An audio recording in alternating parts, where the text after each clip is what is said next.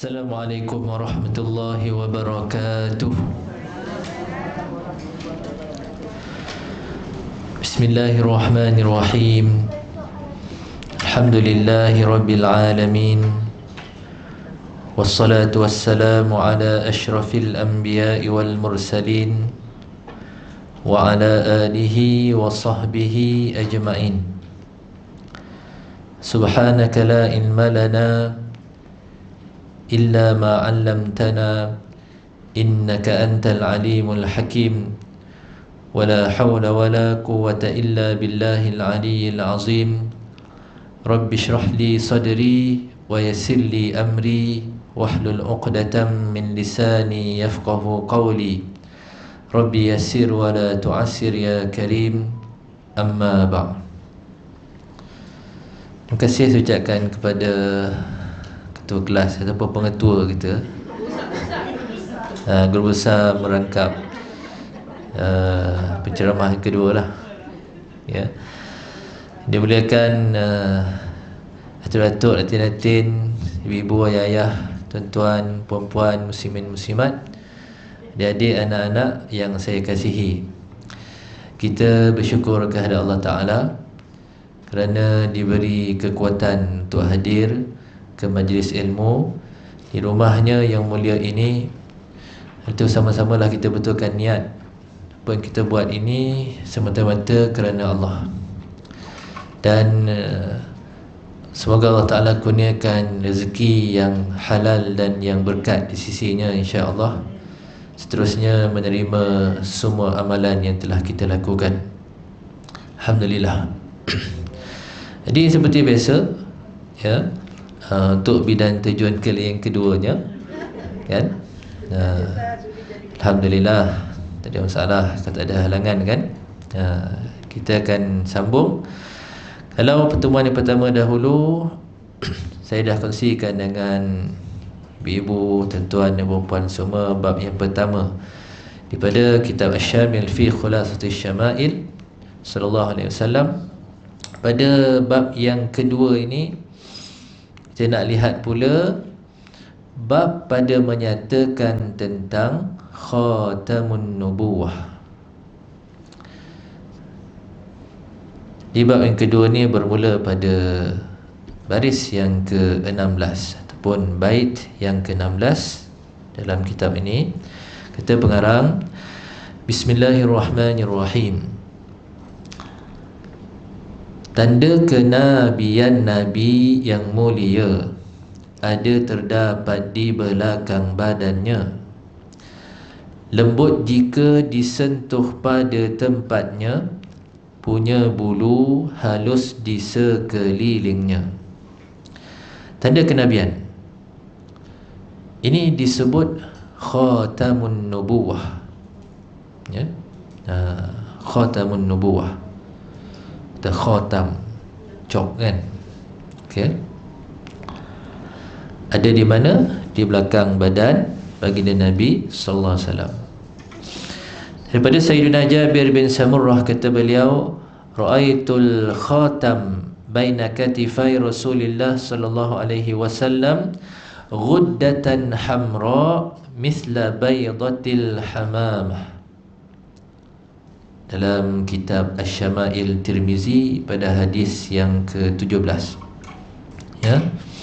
Ini disebut oleh sahabat ni, dia kata, aku telah melihat tanda kenabian antara dua bahu Rasulullah SAW itu ghuddatan hamra. Ghuddah ni disebut dalam kitab Al-Misbah, itu daging lembut yang jika dipegang akan bergerak, ya. Dia kenabian ni yang ada kat belakang badan tu, dia daging yang lembut, dan kalau kita pegang dia bergerak-gerak dia. Hamra ni kemerahan lah, mana daging lembut yang warnanya kemerahan. Terdapat riwayat yang menyebut bahawa warnanya sauda, iaitu hitam.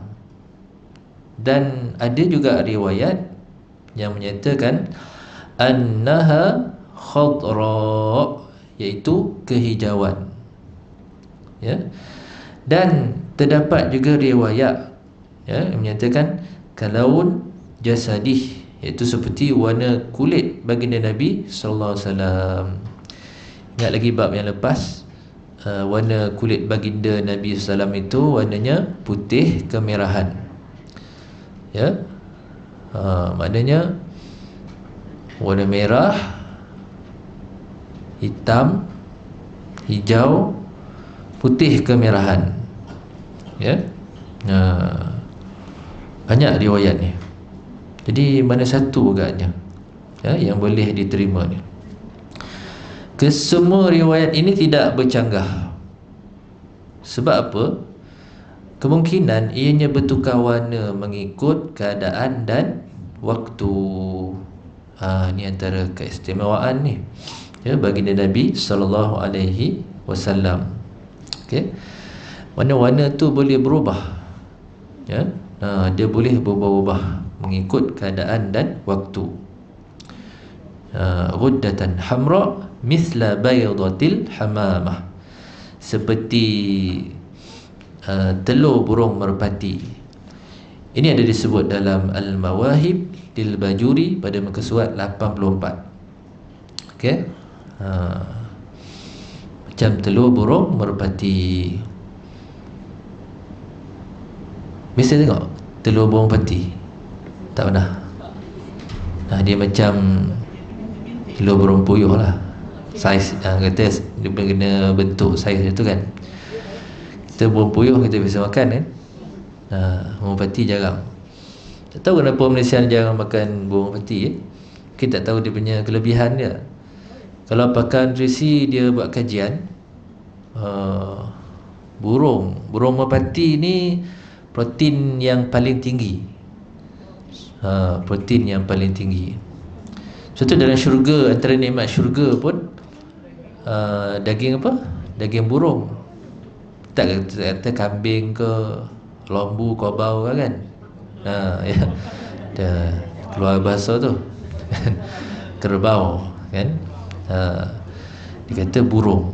Sebab mengikut pakar nutrisi makanan, daging burung ni paling tinggi protein dia. Malah burung di dalam syurga nanti saiz dia tu lagi besar daripada burung yang dekat dunia ni. Kan?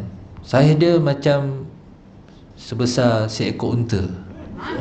Bayangkan tu, beranjat dengan kan. Apa? Seekor burung besar macam seekor unta besar dia. Akanlah sepupih kan.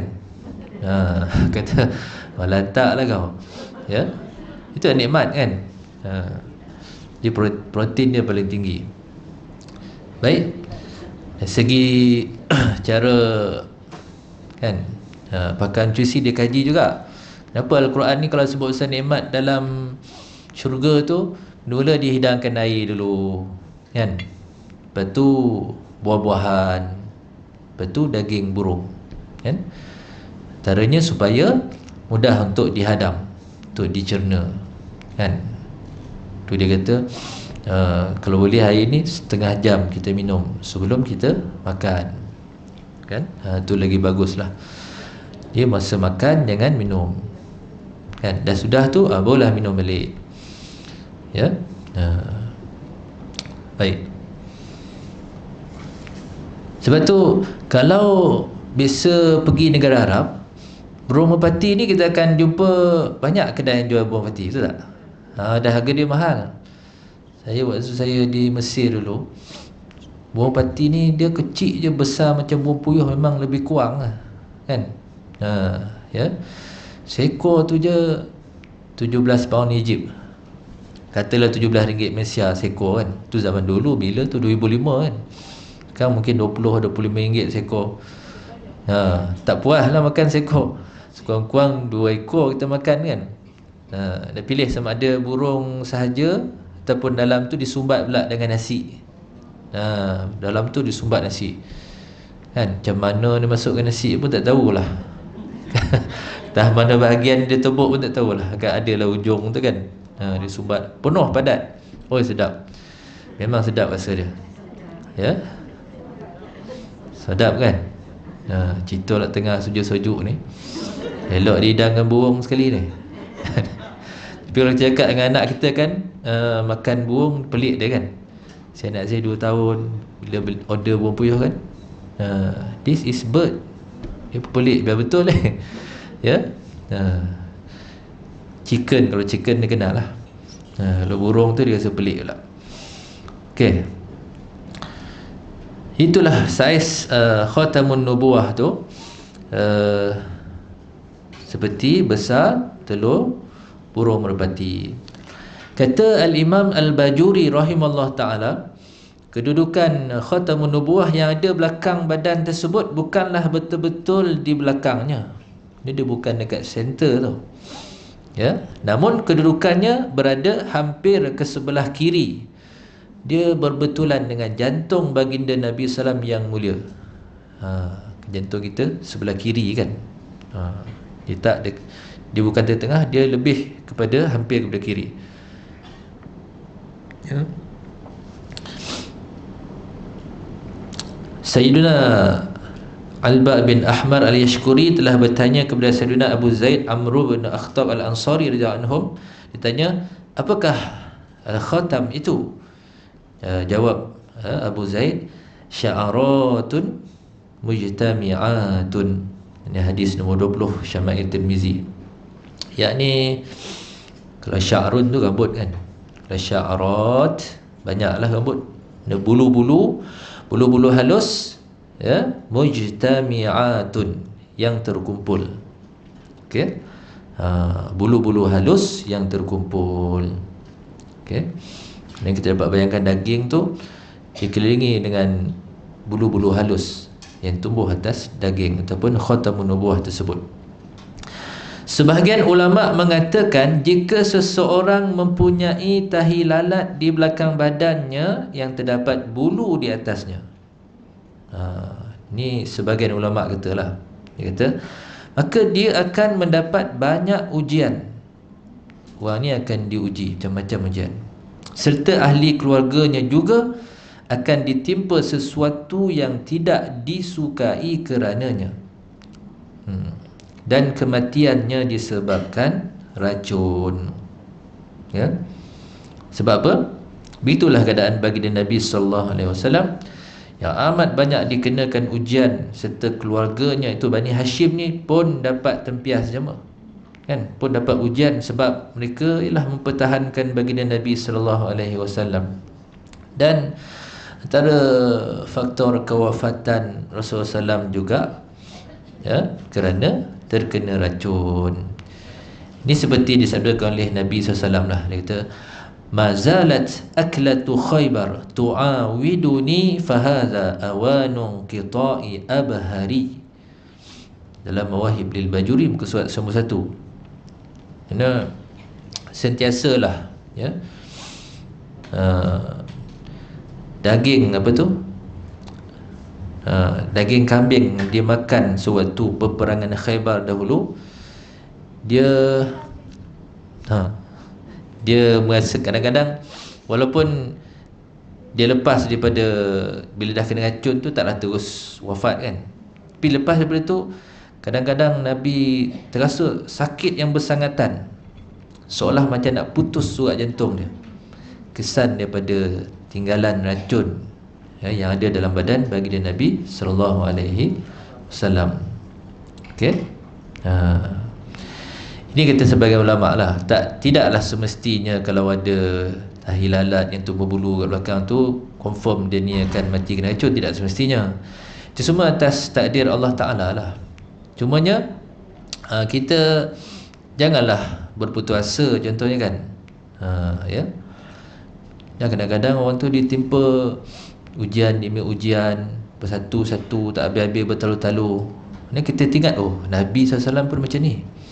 Dia lagi dahsyat kan, dalam perut lagi dah jadi anak yatim dah kan. Lepas tu lahir tak sempat berapa lama, mak dia pula pergi, lepas tu atuk dia pula pergi kan.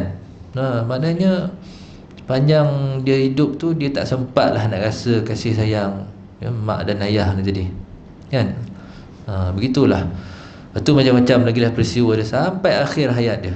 Memang ujian dia bertalu-talu, sehingga apa ujian yang dia tak kena. Sampai satu tahap, ya, kaum yang beramai-ramai, kaum Quraisy kat Mekah ni nak bunuh dia dalam peristiwa hijrah. Kan, hantar pahlawan yang paling baik, yang terbaik untuk membunuh insan yang mulia ni. Sampai tahap begitu. Kita tengok betapa sabarnya baginda Nabi SAW. Kita kena ikut macam tu. Dan kebergantungan dia kepada Allah Ta'ala. Jadi bila kita diuji, kita doa, muhasabah balik diri kita, minta bantuan, pertolongan Allah Subhanahu Wa Ta'ala. Itu dia, kita punya motivasi kita lah. Baik.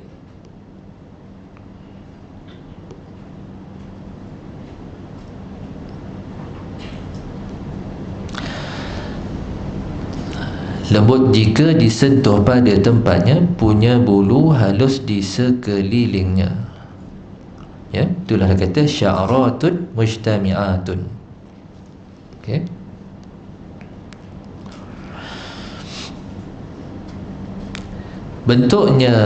Bentuknya sebesar telur burung puyuh. Ada riwayat terang lagi bersuluh. Ya. Ada kata Sayyiduna Sa'ib bin Yazid radhiyallahu anhu, fa nazartu ila khatam baina katifaihi fa idza huwa mislu zirril hajalah. Ya. Ini sahabat kata dia tengok bentuk cop kenabian itu antara dua bahu Rasulullah SAW itu besarnya seperti, ya, mislu zirril hajalah. Ya, ini seperti telur burung puyuh. So saya kata tadi, saiz tu burung puyuh dengan burung peti ni lebih kurang dia saiz dia. Kan? Okey. Para nabi juga punya tandanya, ada pada tangan kanan mereka. Rupanya para nabi diutuskan oleh Allah Ta'ala juga ada tanda kenabian. Tapi di mana? Pada tangan kanan mereka. Ini seperti yang dinakalkan oleh Al-Imam Al-Bajuri daripada Al-Mustadrak karangan Al-Naisaburi daripada Wahbun. Kata beliau, tidaklah diutuskan seorang nabi melainkan terdapat padanya tanda kenabian pada tangan kanan mereka. Masing-masing ada tanda di tangan kanan, melainkan baginda Nabi kita Muhammad sallallahu alaihi wasallam, yang mana tanda kenabiannya terdapat di belakang badannya. Dan inilah antara khususiat baginda Nabi sallallahu alaihi wasallam. Perkara ini juga dijazamkan oleh Imam As-Suyuti dalam khasais beliau. Ya. Baik. Itu beza dia. Semua nabi-nabi yang terdahulu tandanya jelas ada pada tangan kanan. Cuma Nabi kita saja Muhammad SAW tidak ditunjukkan secara jelas, diletak di belakang badan. Kalau letak belakang badan tu pakai baju memang tak nampak, kan? Jadi ada pula persoalan, bila masa pula diletakkan tanda ni di belakang badan tu, kan? Adakah khatamun nubuwah baginda ni dia wujud ketika sewaktu dilahirkan? Maknanya lahir-lahir je, mana bila bidan tu sambut, tengok belakang badan dah ada tanda. Itu kemungkinan yang pertama tu. Atau adakah selepas daripada tu, kan? Yang kedua, ataupun mungkin masa lahir tu tak ada apa tanda, kemudian tu mungkin muncul, ya. Ataupun kemungkinan ketiga, atau adakah tanda itu diletakkan ketika peristiwa pembelahan dada baginda Rasulullah. Sewaktu dia kanak-kanak, kan, tengah main dengan kawan, tiba datang dua malaikat ni, dibaringkan, dibelah dadanya. Adakah waktu itu, ya? Okey. Atau adakah ketika baginda diutuskan, maknanya officially jadi Nabi dan Rasulullah, waktu umur apa? 40, kan? 40. Atau adakah waktu ketika 40? Antara empat ni mana satu pandangan yang paling kuat. Kata Al-Imam Ibn Hajar rahimahullah ta'ala, pandangan yang terkuat adalah pandangan yang ketiga. Bila?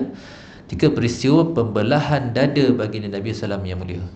Waktu itulah diletakkan. Ini juga dijazamkan oleh Imam Al-Qadhi Iyad rahimahullah ta'ala. Dia sebut dalam Mawahib muka surat 83. Ya. Itu pandangan yang paling kuat ketika peristiwa pembelahan dada. Okey. Nabi kita zahir Nabi kita zahir kenabiannya, tidak perlu tanda pada tangannya. Okey. Itulah yang membezakan baginda ni dengan para anbiya yang terdahulu.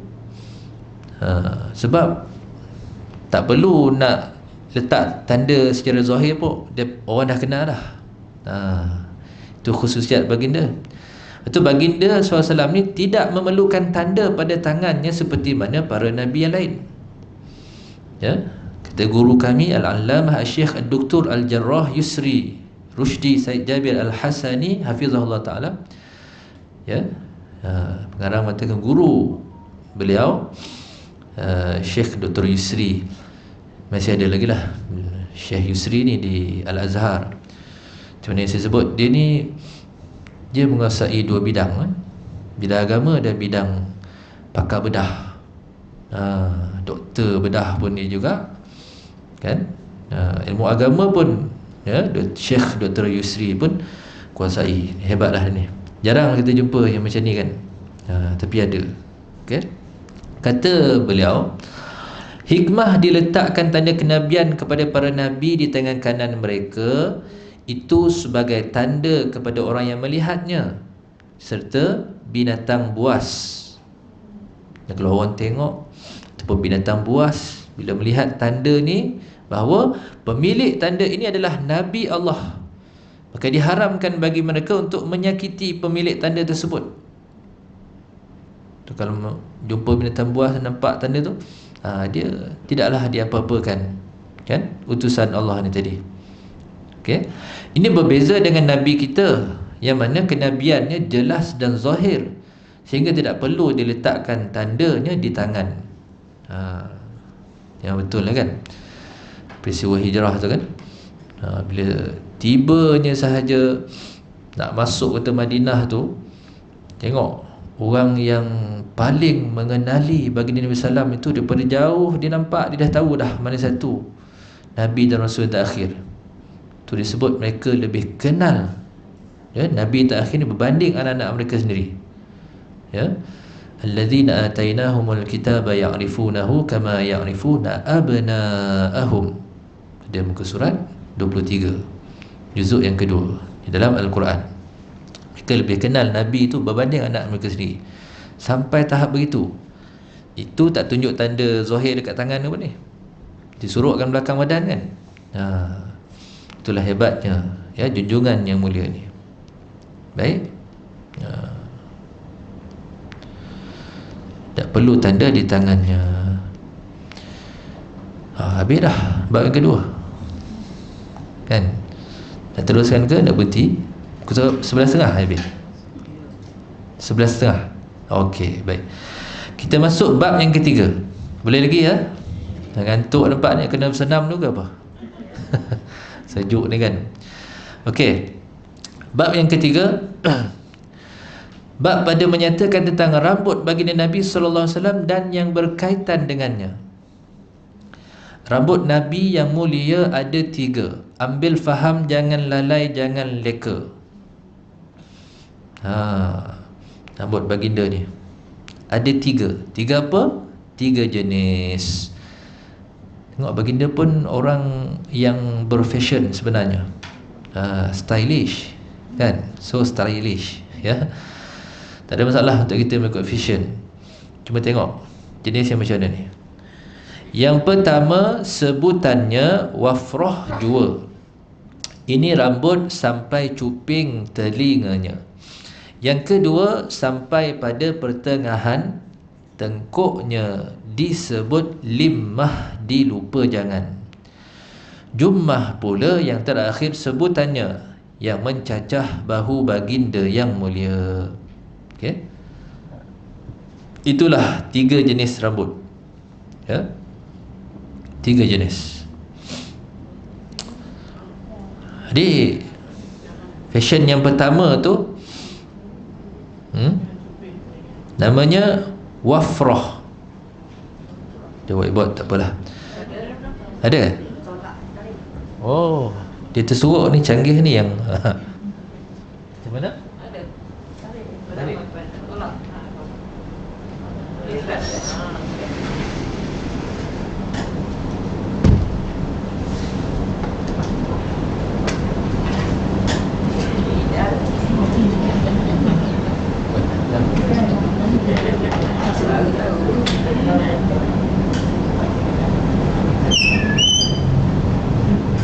Makin awal merah pula.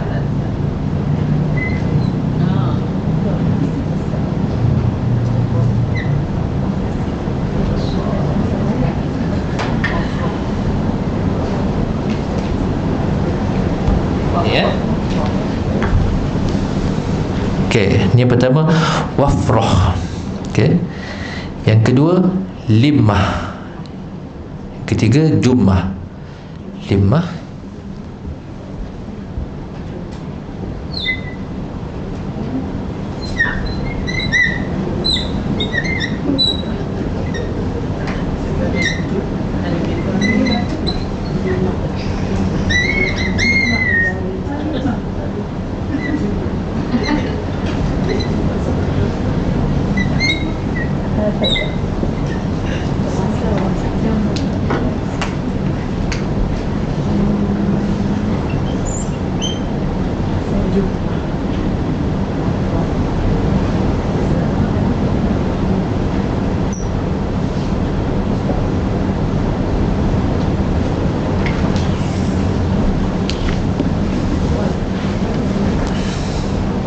okey, nampak tak?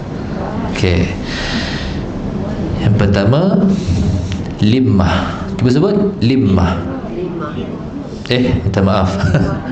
Sasul wafrah. Yang kedua limah. Yang ketiga jummah. Ringkasan dia walaj, kan? Walaj. Jadi fashion yang pertama ni, kan, tiga jenis dia kan. Yang pertama kata wafrah ni, dia sampai cuping telinga. Okay? Kalau tarik depan ni kan, sampai cuping telinga. Tarik ni sampai cuping telinga. Yang kedua sampai pertengahan tengkuk. Ni biasalah, buat belakang ni kan sampai pertengahan tengkuk. Yang ketiga, ya, jummah ni sampai bahu. Panjang dia tu sampai mencecah bahu baginda SAW yang mulia. Inilah tiga fashion rambut dia. Okey. Baik.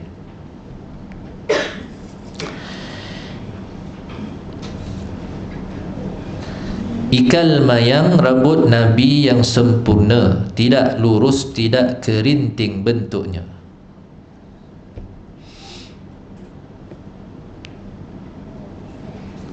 Ini berdasarkan riwayat Sayyidina Ali bin Abi Talib radhiyallahu anhu alaihi salam, walam yakun bil ja'dil qatit wala bis sabti kana ja'dan rajulan. Syama'il Tirmizi hadis nombor 7. Ya. Maknanya rambut baginda tu ikal mayang. Okey. Ja'dil qatit ni kerinting, sabti lurus, ja'dan rajulan ikal mayang. Ya. Ja'dan kana ja'dan rajulan, itu istilah dia, ikal mayang. Okey. Kalau rambut kerinting seperti Nabi Musa AS yang berhadapan dengan Fir'aun tu kan, di Mesir, itu kalau kita tengok apa nama, di Mesir ni kaum asal itu kan, Kibti, orang Kibti. Mesir ni bukan negara Arab, dia Afrika kan, dia benua Afrika ya. Itu kalau yang asal tu Kibti, kaum Kibti, bangsa Kibti ni, dia rambut dia kerinting ya, gulung-gulung macam Maggie tu bibir tebal ya kan. Tak handsome lah, tak cantik sebenarnya, kulit gelap. Cuma bila dah campur tu, Datang sahabat daripada Madinah, tu Rom, Parsi, bila dah takluk semua ni, dia dah kahwin campur tu, jadi separuh jadi cantik, separuh tak cantik kan. Tu yang pelik pula. Ya. Kalau cantik tu cantik lah. Ya. Baik, macam itulah rambut Nabi Musa AS kerinting. Nabi Isa AS pula lurus. Lurus ya. Ya. Tengok baginda Nabi SAW digabung dengan dua ni. Ikan mayang tu nak kata lurus sangat tidak, kerinting sepenuhnya pun tak. 50-50. Tu orang kita, orang Melayu pun kalau dapat rambut macam ni, memang kan lawa lah kan. Tayang aja kan. Pantai ke mayang tunjuk je. Okey. Baik. Hitam pekat rambut jua janggutnya, tiada uban melainkan sedikit cuma. Ya. Di rambut dengan janggut dia tu hitam pekat. Dalam ikan mayang tu hitam pekat pula. Ya, tak ada uban tapi sikit. Ya. Uban di kepala dan janggut baginda SAW ni ada sedikit sahaja. Di mana inilah baginda Nabi SAW diberikan oleh Allah Ta'ala kecantikan dan keagungan. Sebab apa? Sebab hitam itu tanda cantik, putih pula tanda keagungan. Ya. Inilah seperti disebut oleh tadi Syekh Dr. Yusri Rushdi hafizahullah ta'ala. As-sawadu jamal, tersilap. As-sawadu jamal wal bayadu jalal. Hitam itu cantik, putih itu agung. Itulah disebut. Ya. Hitam itu cantik, putih itu agung. Ya, mana hitam tu kecantikan, putih itu keagungan. Mana gabungan dua tu dapat kepada diri baginda Nabi sallallahu alaihi wasallam. Okey. Dan berbeza pandangan para ulama, inai adakah digunakan baginda. Ya.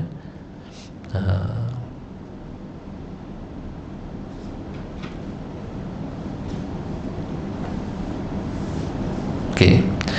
Daripada Sayyiduna Anas bin Malik radhiyallahu anhu, kata beliau, ma'adattu fi ra'si Rasulillah sallallahu alaihi wasallam wa lihyatihi illa 14 sya'ratan bayda. Ini kalau yang diriwayatkan daripada Anas bin Malik radhiyallahu anhu, dia kata yang dikira lah jumlah uban yang ada dekat kepala dan janggut Rasulullah SAW itu ada 14 helai kan. Okey. 14 helai. Manakala hadis diriwayatkan oleh Sayyidina Abdullah bin Umar radhiyallahu anhuma menyebutkan bahawa uban di kepala dan di janggut baginda lebih kurang 20 helai. Kan? Okey, ibu pernah baca kitab Syama'il, mungkin ada pula jumpa riwayat lain kata 17. Satu 4 boleh, satu 7 boleh, ni 20 mana satu ni. Kan. Jangan pening lah ya. Okey. Perbezaan ini tidaklah bercanggah. Ini tidaklah bercanggah sebenarnya. Sebab perbezaan ini mungkin berlaku berdasarkan perbezaan waktu dilihat uban tersebut, atau mungkin juga dengan disebutkan bilangan yang hampir dengannya.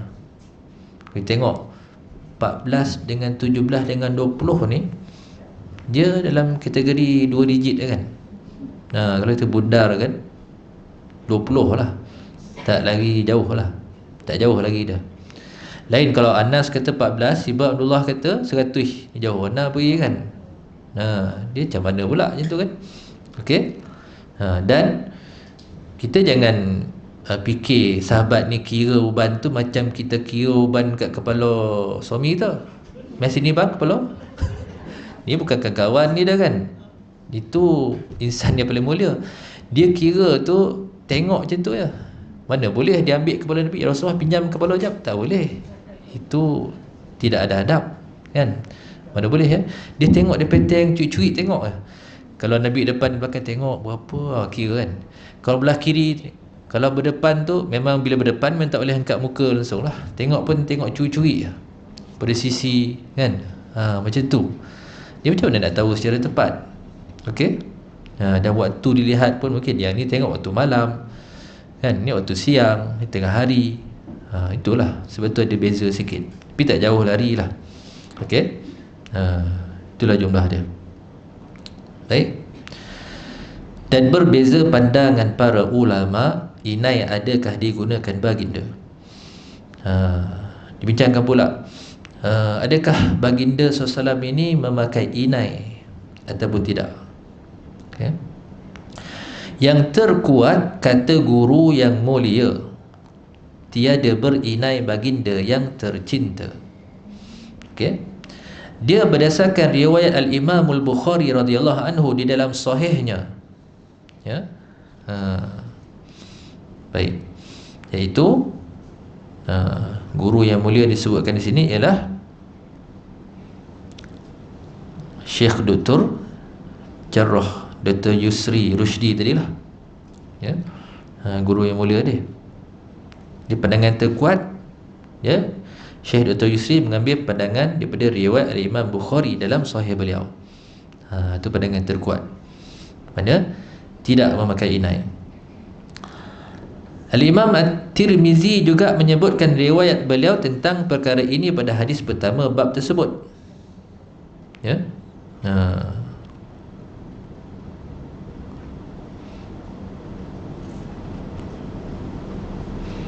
Jadi pandangan yang terkuat baginda tidak memakai inai. Okey. Imam At-Tirmizi kata pakai. Okey. Yang menginaikan rambutnya yang mulia para sahabat yang setia, kan. Okey. Dua-dua betul lah kan. Tapi pandangan terkuat baginda tak pakai inai. Kalau dia pakai sekalipun, dia pakai itu untuk menunjukkan keharusan memakai inai. Kalau baginda pakai, maknanya dia pakai itu menunjukkan inai ni boleh dia pakai. Okey. Ataupun kenapa dilihat rambut baginda tu berinai? Disebut lagi dalam baris yang seterusnya, yang menginaikan rambutnya yang mulia para sahabat baginda yang setia. Mungkin sahabat melihat rambut baginda tu diinaikan, ya, seperti Sayyidina Anas bin Malik radhiyallahu anhu. Kan? Anas yang menginaikan rambut ni. Ya, kata Hamad, Abdullah bin Muhammad bin Aqil telah mengkhabarkan kepada kami bahawa beliau telah melihat rambut baginda SAW berada pada Sayyidina Anas bin Malik dalam keadaan diinaikan. Ini hadis 48 dalam Syama'il Tirmizi. Okey. Kata Al-Imam Al-Bajuri rahimahullah ta'ala, kemungkinan yang menginaikan rambut tersebut adalah Sayyidina Anas. Anas ni khadam, pembantu Rasulullah SAW, 10 tahun dia berkhidmat. Kan? Waktu dia budak kan. Okey, ini dikuatkan dengan riwayat Al-Imam Ad-Daruqutni, annal Mustafa SAW lamma mata khadaba man kana indahu syai'un min sya'rih liyakuna abqalah. Dalam Mawahib lil Bajuri muka surat 139. Okey. Maknanya bila mana ketika kewafatan Rasulullah SAW ini, mana diinaikan rambut baginda tu. Mana yang memandikan tu, ya, Anas termasuk. Jadi mereka menginaikan rambut baginda yang mulia ni liyakuna abqalah, untuk mengekalkan rambut tersebut. Untuk mengekalkan rambut tadi. Ada orang buat kajian, rambut manusia ni bila dia dah bercerai daripada tubuh kan, maknanya bila kita dah gunting tu, dia tak melekat lah dengan tubuh badan kita ni kan. Bila dah gunting tu, dia dah terpisah daripada badan kita. Berapa lama dia boleh bertahan? Ni dia akan hancur tu berapa lama tempoh dia? Pendapat ni mengatakan, kajian tu menunjukkan 60 ke 70 tahun dia akan hancur. Lama juga tu kan. Wallahualam betul ke tidak saya tak tahulah kan. Cuba kaji sendirilah. Nama bona lah kan. Saya cuba, bila saya tahu tu, saya terus, anak saya nombor 2 tu sekarang ni umur dia 6 tahun. Waktu akikah tu kan, cukur jambul kata kan, saya simpan sikit, ada kat rumah saya. Saya kata nak test. Sekarang rambut tu baru 6 tahun, dia baki dia sekurang-kurang 54 tahun lagi untuk saya tengok betul ke tidak kajian. Saya kata wallahualam saya sempat sampai ke tidak kan. Kalau tak sempat, wariskanlah dekat cucu cicit nampak. Nak tahu benda ni betul tidak kan. Tu saya kata kaji sendirilah kan. Itu kajian tersebut kan. Tapi ya, walaupun pun keajaiban rambut Rasulullah SAW yang mulia ni, ini memang ajaib kan. Dah berapa ribu tahun dah, 1000 tahun lebih, masih ada lagi. Malah sebagian ulama mengatakan dia rambut tu makin memanjang, macam tumbuh macam hidup pula. Itu kelebihannya. Macam mana tahu tu rambut Nabi pula, pandai-pandai kan. Tak ada tak macam tu. Macam mana nak tahu kan. Itulah baginda ni, dia tidak ada bayang-bayang kan. Termasuklah rambut.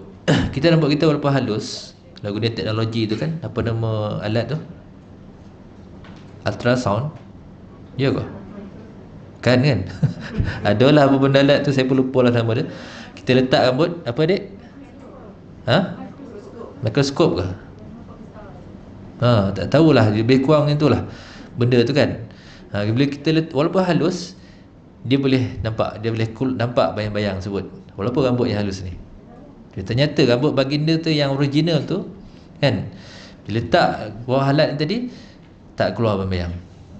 So tu boleh tahu kan. Ya, sila. Ya.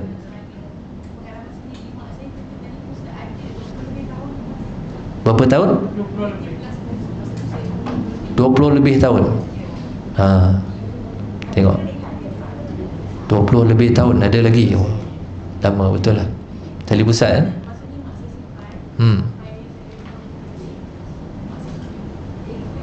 Elok lagi kan? Itulah kebesaran ciptaan Allah Ta'ala kan. Itu kita ni, orang biasa ni. Ni kan pula makhluk yang paling agung ni, kekasih kita Nabi Muhammad SAW. Itu 1000 lebih tahun pun masih ada lagi. Ya, itulah antara keajaiban rambut tadi. Okey, yang kita muliakan. Dia persoalan diinaikan ataupun tidak, itulah dia. Pendapat yang paling kuat tidak pakai inai.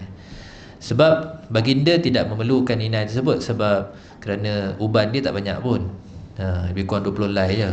Dan kalau penuh putih kan, itu pendapat tu kuat.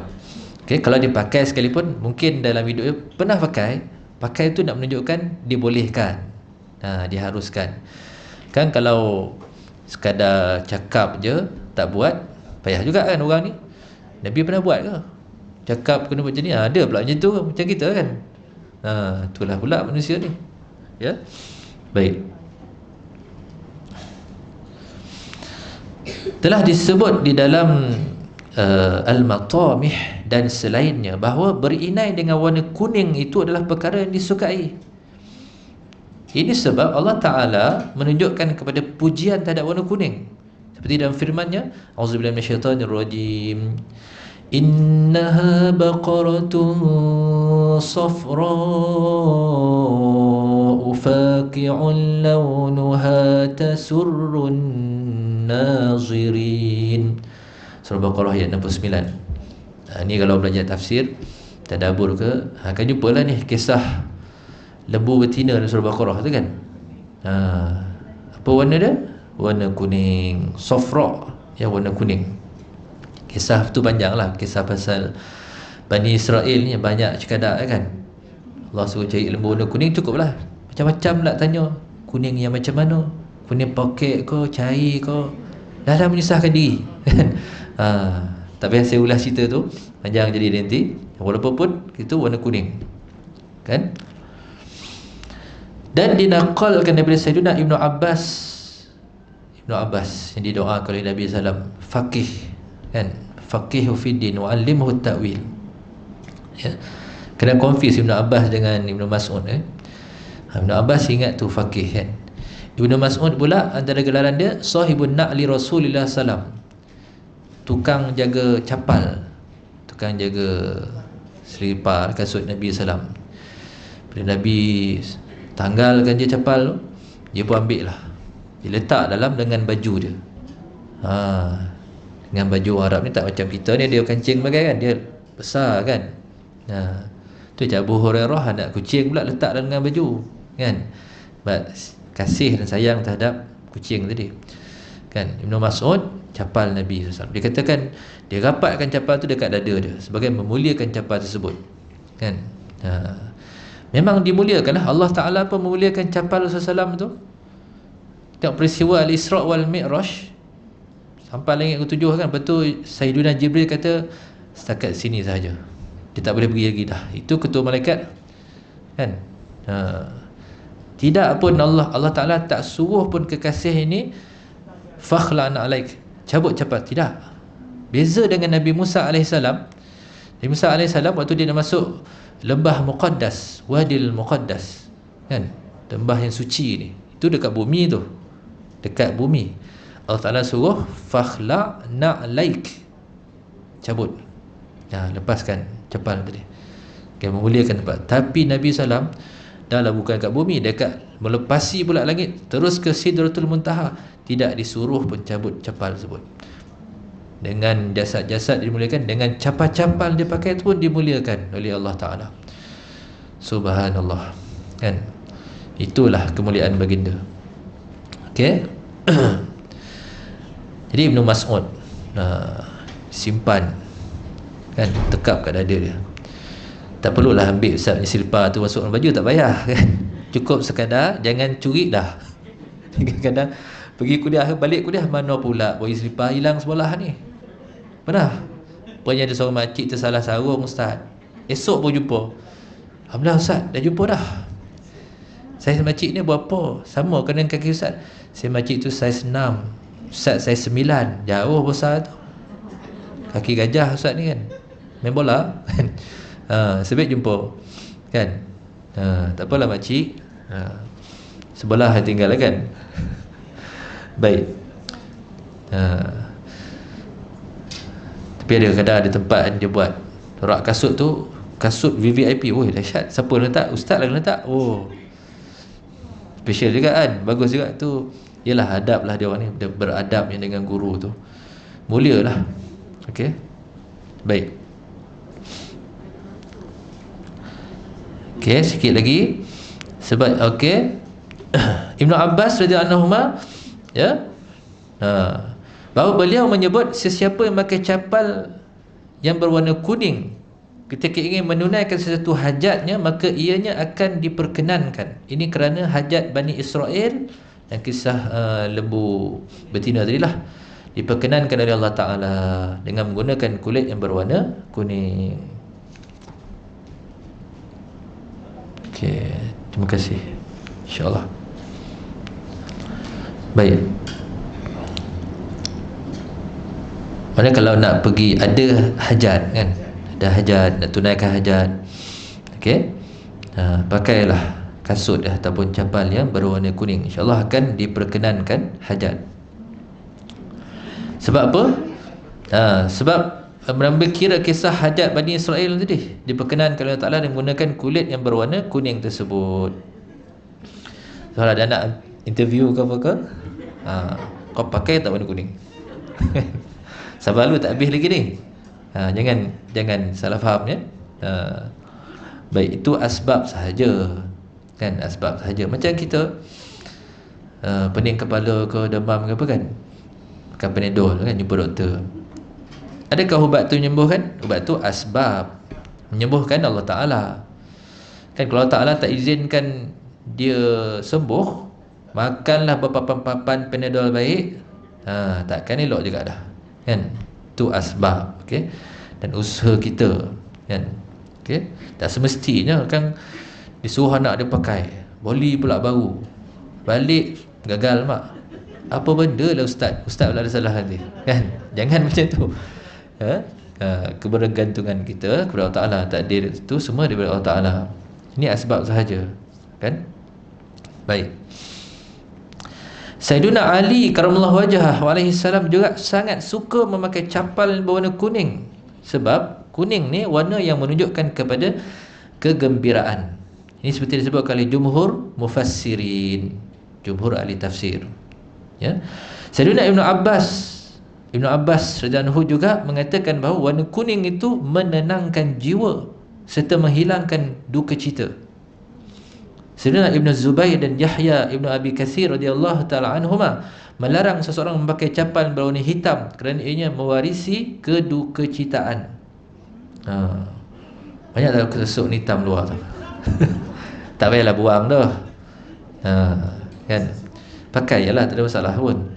Al-Imam Ibn Hajar telah menyebut dalam Al-Fatawa, telah disebut dalam khabar, ya ma'syaral ansar hammiru atau saffiru wa khalifu ahlal kitab. Wahai orang Ansar, kan, merah ataupun kuning lah, kan, kontralah kamu daripada ahli kitab. Dan Sayyidina Osman radhiyallahu anhu juga memakai capal berwarna kuning yang disebut dalam Al-Mawahib lil Bajuri. Okey. So lepas ni inai warna kuning, kasut warna kuning, baju kuning, semua kuning kan. Tapi jangan salah faham. Marah pula tuan, kan, tuanku kita kan. Bukan kuning torang macam warna agung tu. Kuning ni maksudkan kuning yang dia lebih hampir kepada lembut, lebih kepada coklat tu. Kuning torang pula Rahman ni. Pula rupa umur 70 tiba pergi masjid, wah dai. Apa ni inai? Kuning torang ni sunnah. Dia tak faham warna kuning yang macam mana tu. Kuning lebih hampir kepada coklat tu. Yang tudung ni dia gelapkan lagi. Ni boleh ni. Gelapkan lagi sikit kan. Ni okey lah. Kursi ni oren kan. Ni oren kan. Digerap lagi lah. Okey. Pakai kasut warna kuning, boleh jauh daripada pintu masuk dapat. Wah, confirm jemaah saf kan. Ya. Itulah dia. Okey. Itulah kuning yang dimaksudkan. Okey. Kemudian boleh lagi ke? Boleh?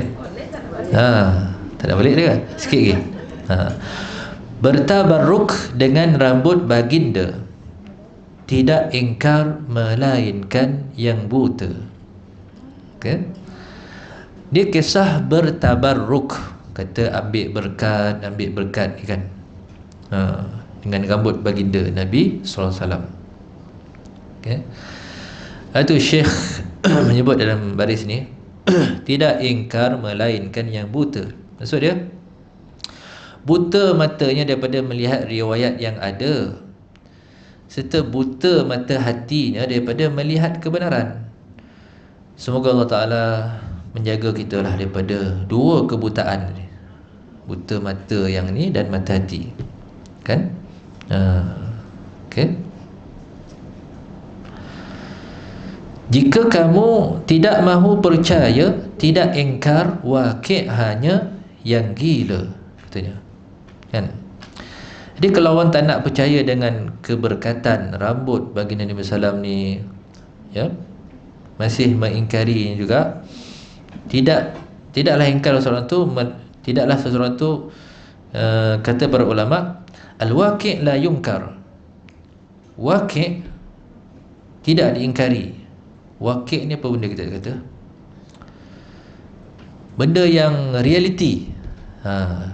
Benda yang ada tu jangan kita tidakkan dia. Kan, contoh, saya sakit perut, saya pergi jumpa doktor. Kan? Doktor tanya kenapa? Saya sakit perut dah doktor. Saya beret ni. Doktor tu tak check tak apa, tak ada apa tu dah. Kan? Siapa yang sakit ni? Saya ke doktor kan? Tengoklah dulu, checklah dulu kan. Gunakanlah berbenda alat semua ni, tengok, dengar, check BP sekala, betul ke tidak kan. Tak boleh dia belum apa lagi dia kata tak ada apa, perasaan kamu tak boleh macam tu. Bukan dia yang sakit, saya yang sakit kan. Itulah ibarat dia. Nah, benda yang realiti ni janganlah kita menidakkannya. Itulah kes bertabarruk dengan rambut Rasulullah SAW ini. Okey. Ini perkara bertabarruk dengan asar ataupun tinggalan apa yang ditinggalkan oleh baginda Nabi SAW. Ya, padanya ada riwayat yang jelas. Sebab tu kalau orang yang mengingkari perkara ini, kata pengarang ni, dia boleh dianggap seperti orang yang tidak sioman lah, sebab dia menafikan sesuatu yang jelas. Bertabaruk, ambil berkat ni kan. Ibu semua mungkin pernah belajar kisah Sayyidina Khalid Al-Walid, panglima perang tak pernah tewas kan. Apa antara dia selit dekat dia punya seban dia? Rambut Nabi SAW kan. Benda ada, memang berlaku kan. Dia ambil berkat, dia letak dekat seban dia kan. Apa lagi? Dalam peristiwa perjanjian Hudaibiyah kan, Nabi SAW dengan para sahabat yang beribu, 1,000 lebih, 1,500 pada Madinah nak pergi ke Mekah nak buat ibadah umrah, tapi dihalang oleh kafir Quraisy.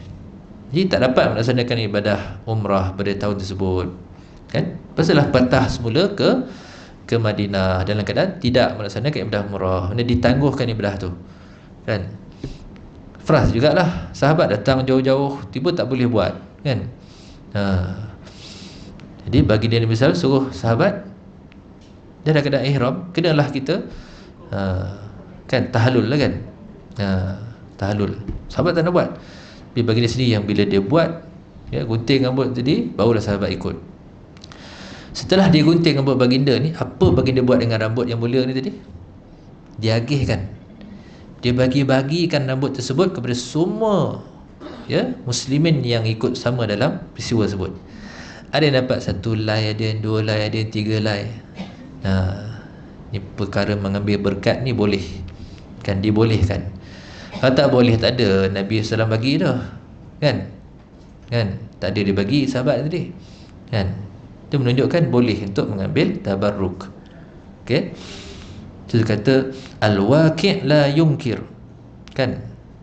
Waqi' atau sesuatu yang realiti itu jangan diingkari, tidaklah diingkari. Okey, tidak ada salah untuk kita mengambil berkat. Dan baginda menyarankan pada kita agar memuliakan rambut, jangan hina. Itu saranan baginda SAW. Rambut ni mesti dimuliakan. Okay? Ini berdasarkan riwayat Imam Abi Daud, sabda Rasulullah SAW, man kana lahu sya'run falyukrimhu. Siapa ada rambut ni, maka muliakanlah dia. Kan, muliakan rambut. Okey, muliakan rambut ni termasuklah kita shampoo dia, apa lagi tu, conditioner kan, vitamin lah, macam-macam vitamin ada jual kat sekarang ni kan, pakai vitamin. Apa lagi, tanam rambut, macam-macam lah kan. Nak lebatkan rambut, itu termasuklah kategori memuliakan rambut. Boleh? Boleh kan. Kan kadang botak, apalah rupa dia kan. Kalau lelaki botak ke, kalau perempuan botak kan. Okey, tanam rambut kan.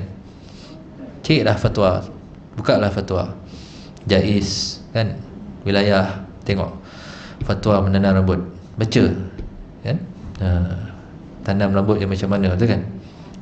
Tu boleh tanyalah, ya, ahli fiqh. Kalau nak puas hati lagi, call terus Jabatan Mufti. Itu cara dia. Okey, direct call dia. Jangan malu, jangan segan-segan. Apa gunanya dia orang ada authority kan. Supaya tidak tersilap. Jangan tanya dekat influencer. Ni budak muda kita, ibu-ibu tak ada masalah. Ni budak muda ni, dia hukum akam, dia tanya influencer, tengok my followers ni 1 juta. Tanya kat influencer, la ilaha illallah. Kalau bidang dia okey lah, kau bidang dia tak ada kena-mengena kan. Yang ditanya pula, oh sukati lah jawab, boleh kan. Tak boleh, dia haram, halal, bahaya tu kan. Jadi kena rujuk. Okey. Dan Jabatan Mufti pula mungkin berbeza-beza. Mungkin negeri ni kata boleh, ni kata tak boleh. Jadi kita berlapang dada, janganlah kita menyalahkan orang lain ni kan. Okey, kalau duduk kat Selangor, tengok fatwa Selangor macam mana. Kalau tak ada di gazette kan, call terus direct, senang. Kan? Baik. Jadi itu memuliakan rambut tadi kan. Jangan hina rambut. Rapikannya dengan minyak yang mulia dari pokok yang didoakan nabinya. Minyak yang mulia tu itu minyak zaitun. Minyak zaitun. Okay. Dari pokok yang didoakan nabinya. Ini berdasarkan hadis diriwayatkan oleh Sayyidina Umar bin Al-Khattab radhiyallahu an. Sabda Rasulullah, "Kulu zait wadahinu bih." Makanlah minyak zaitun ni kan. Wadahinu bih, kan, berminyaklah dengan dia. Fa innahu min syajaratin mubarakah. Kerana padanya daripada pokok yang berkat. Dalam Syama'il Tirmizi hadis nombor 158. Kata Sayyiduna Ibn Abbas radhiyallahu anhuma, pokok zaitun memang ada banyak manfaat. Bermula daripada buah zaitun itu sendiri, ya, daun dia serta kayu pokok zaitun ni. Semua tu boleh digunakan. Semua tu ada manfaatnya. Sehingga debunya pun digunakan sebagai alat mencuci al-ibraisam. Kan? Di ulama bezakan antara al-ibraisam dengan al-qazzu. Tengok dulu kata al-Imam Al-Lais, al-qazzu sesuatu yang dihasilkan daripadanya al-ibraisam. Disebabkan itulah sebahagian daripada mereka mengatakan bahawa bandingan al-qazzu dan al-ibraisam adalah seperti bandingannya gandum dan tepung. Kan? Ini kerana ibraisam dijadikan daripada al-qazzu, seperti tepung dijadikan daripada gandum. Okay? Saya lupa dah apa kegunaan ibraisam ni. Disamakan, okey. Al-qazzu sesuatu dihasilkan daripada ibraisam. Dia ibarat macam ni lah, gandum dengan tepung. Mana dulu? Gandum dulu kan. Daripada gandum dah hasilnya tepung. Samalah macam ibraisam ni, ya. Gunakan sebagai alat mencuci. Okey. Asalnya pohon zaitun tu daripada al-qazzu. Daripada al-qazzu terhasillah ibraisam. Ibraisam ni alat untuk mencuci. Saya tak ingat mencuci apa ni. Minta maaf ya. Tapi itulah, maknanya semua tu ada kegunaan dia. Kan? Semua tu boleh digunakan. Okey. Ini diumpamakan macam tepung kita makan tu kan. Asalnya tepung tu daripada biji gandum. Okey. Baik. Dan pokok zaitun juga adalah tumbuhan pertama yang tumbuh di dunia. Pokok zaitun, tumbuhan pertama yang tumbuh di dunia, serta tumbuhan pertama yang tumbuh setelah berlakunya banjir besar. Zaman bila ni? Nabi Nuh AS. Kan karam semua kan. Banjir besar, ya. Yang naik bahtera Nabi Nuh saja dah selamat. Ya. Dah selesai banjir tu, pokok zaitun lah yang mula-mula tumbuh. Okey. Dan ianya pokok zaitun ni tumbuh di tempat tinggal para anbiya serta tanah suci. Tengok negeri-negeri, negara yang di mana diutuskan para nabi ni, di situ ada pokok zaitun. Kat Malaysia tak ada. Kan? Ada orang cuba tanam pokok zaitun kat Malaysia, tak hidup. Allah alam, tak tahu teknologi sekarang ni boleh hidup ke tidak. Kadang dengan teknologi boleh juga kan. Macam kurma, pokok kurma lah. Okey. Baik. Dan pokok zaitun juga didoakan oleh 70 para nabi dengan keberkatan. Di antara para nabi yang mendoakannya adalah Sayyiduna Ibrahim dan Sayyidina Muhammad SAW.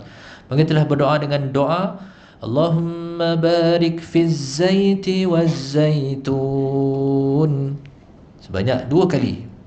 Telah berkatilah pada zait dan zaitun tadi kan, ya.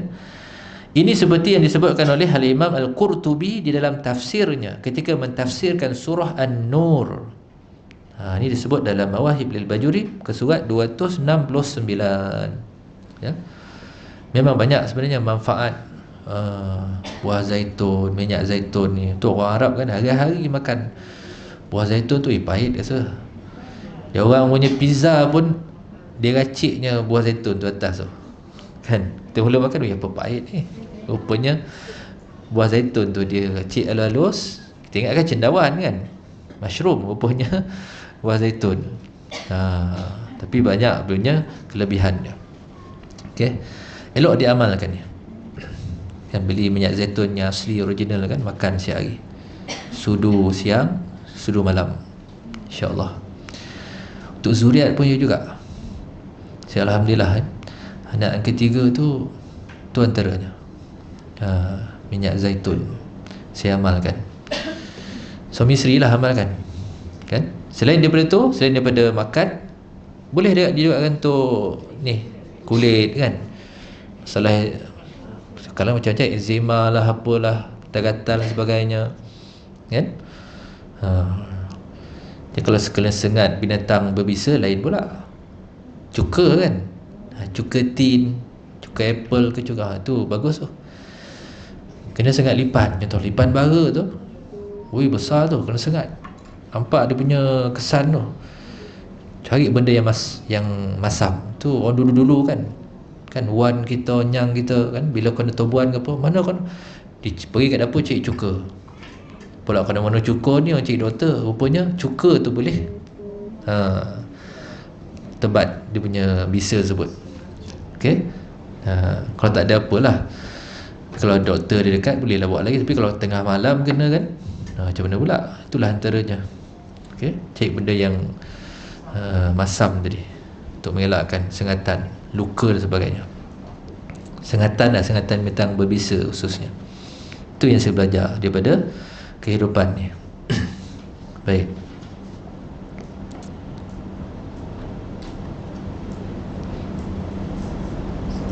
Di 70 ya, para Nabi mendoakan. Jadi saya kira cukuplah sekali itu dahulu temuan kita pada pagi ini. Berakhir sampai pada rapikan rambut tadi dengan minyak yang mulia, itu minyak zaitun ya, dengan pokok yang didoakan Nabi-Nya. Baik.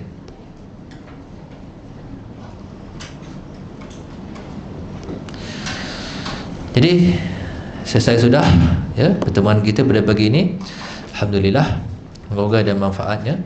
Kita tangguhkan pertemuan pada pagi ini dengan kafaratul majlis dan suratul Asr. Subhanakallahumma wa bihamdika asyhadu an la ilaha illa anta wal 'asr innal insana lafi khusr illa allazina tawasaw bil haqqi wa tawasaw bis sabr. Sebelum akhir, tuan-tuan dan semua, ada permintaan daripada usrah ni, daripada kelas ni. Kita doakan iaitu Puan Halimah ataupun Zainab binti Muhammad yang sedang tenat di HUKM kerana sakit buah pinggang yang kronik. Sama kita merendah tangan dan mengaminkan bacaan doa. A'udzubillahi minasyaitonirrajim. Bismillahirrahmanirrahim. Alhamdulillahi rabbil alamin. Wassalatu wassalamu ala asyrafil anbiya'i wal mursalin wa ala alihi wa sahbihi ajma'in. Ya Allah, Ya Rahman, Ya Rahim, kami hadir di pagi ini ya Allah di rumah-Mu yang mulia untuk kami menimba ilmu di rumah-Mu ini ya Allah. Jadikanlah kami orang yang ikhlas melakukan kebaikan dan ketaatan. Ya Allah, kurniakanlah kepada kami ilmu yang bermanfaat, rezeki yang halal dan baik, dan juga amalan yang Engkau terima ya Allah. Terimalah segala apa yang telah kami usahakan di dunia ini. Jadilah kami hamba-hamba-Mu yang soleh dan solihah. Peliharalah zuriat dan keturunan kami ya Allah. Ampunkanlah semua dosa dan kesalahan yang telah kami lakukan, sama dosa yang kecil, dosa yang besar, dosa yang nampak ataupun tidak, yang sengaja ataupun tidak, dosa yang terdahulu, dosa yang terkemudian. Ampunkanlah juga dosa kedua ibu dan bapa kami ya Allah. Ampunkanlah dosa hamba-hamba-Mu yang beriman. Ya Rahman, Ya Rahim, tambahkanlah ilmu kami. Kurniakanlah kepada kami kekuatan untuk berterusan menghadiri majlis ilmu di rumah-Mu yang mulia ya Allah. Ya Rahman, Ya Rahim, Engkau berikanlah kepada kami kesihatan yang baik, agar dengan kesihatan ini mudah untuk kami melakukan segala kebaikan di dunia ini, sebelum Engkau memanggil kami pulang menuju kepada-Mu ya Allah, sebelum kami memejamkan mata meninggalkan dunia yang akan fana ini ya Rahman, Ya Rahim.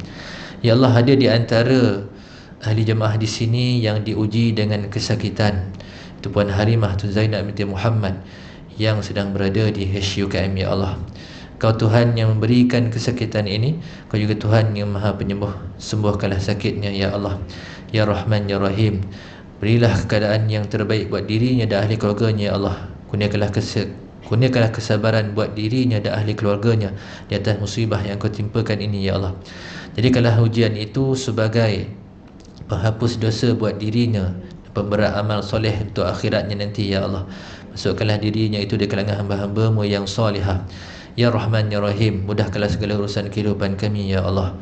Rabbana hab lana min azwajina wa zurriyyatina qurrata a'yunin waj'alna lil muttaqina imama. Tambahkanlah kecintaan kami terhadap baginda Nabi sallallahu alaihi wasallam. Berilah kekuatan kepada kami untuk kami berterusan mengamalkan sunnah baginda Nabi sallallahu alaihi wasallam. Rabbana la taj'alna fitnatan lil qaumiz zalimin wa najjina bi rahmatika minal qaumil kafirin. Rabbana atina fid dunya hasanah wa fil akhirati hasanah wa qina azabannar. Sallallahu alaihi sayyidina Muhammad wa ala alihi wa sahbihi ajma'in.